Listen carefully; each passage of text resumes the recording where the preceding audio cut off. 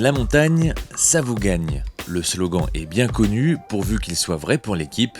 Si hier le peloton s'est confronté aux premières vraies pentes de ce Tour de France, aujourd'hui c'est une autre paire de manches, car la route s'élève. Oui, c'est vraiment le final qui est montagneux.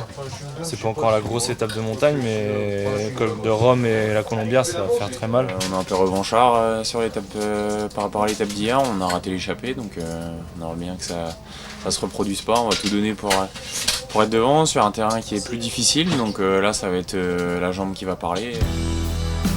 La journée, comme celle de hier, s'annonce éprouvante, mais Victor fait partie des candidats pour aller à l'avant. Je penso que aujourd'hui, demain, c'est l'étape un peu mieux pour les grimpeurs. Et aujourd'hui, c'est la bonne étape. Je pense que tout le monde est un peu à bloc après d'hier et j'espère que c'est facile de prendre l'échappée.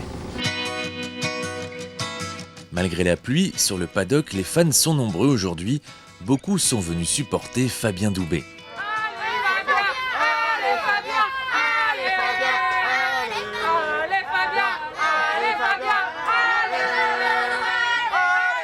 Et dans la foule se cache un fan pas comme les autres.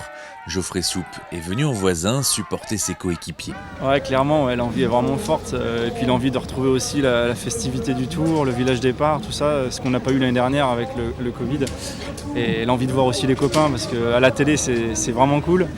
C'est vraiment bien de les supporter, de les voir, mais on a envie d'y être. Donc voilà, je suis venu les voir, je suis pas très loin, ça fait du bien. 20 minutes avant le départ, tout se passe par une séance de home trainer.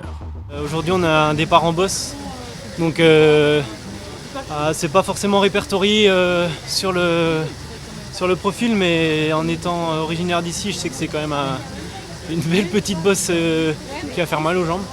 Et c'est sûr qu'on aura à cœur de ne pas se faire piéger comme hier. Voilà, ça arrive de temps en temps. Et malheureusement hier on n'a pas pu être représenté, mais on a très bien rectifié le tir en fin d'étape pour protéger notre leader qui soit toujours bien placé. Et donc aujourd'hui on va essayer de jouer sur les deux tableaux. Donc ça passe par un bon départ.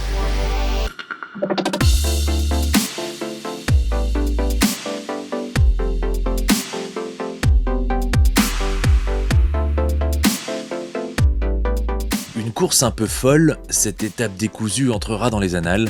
Dès le premier kilomètre, la bataille de l'échappée commence. Certains leaders sont rapidement lâchés, c'est le cas de Pierre Latour. Il faut presque attendre la mi-parcours pour que la situation se fige. La pluie, la succession des ascensions et le tempo élevé rendent la course extraordinairement difficile. À 30 km, Tadej Pogačar attaque et part à la conquête du maillot jaune. C'est Dylan Teuns qui remporte cette étape. Les coureurs rentrent à leur bus épuisés. Cette étape laissera des traces. Oh, adieu. C'est fou, un peu compliqué.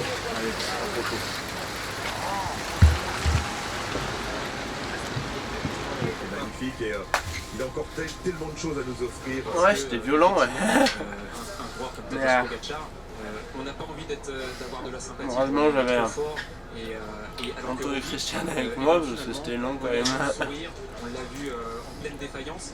Il n'a pas couru de Liège-Bastogne-Liège. C'était recevage aujourd'hui.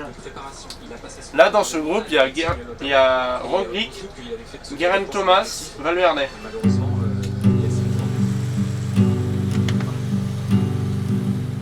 Demain, les difficultés changent encore de braquet avec 144 km et un col de hors catégorie à franchir.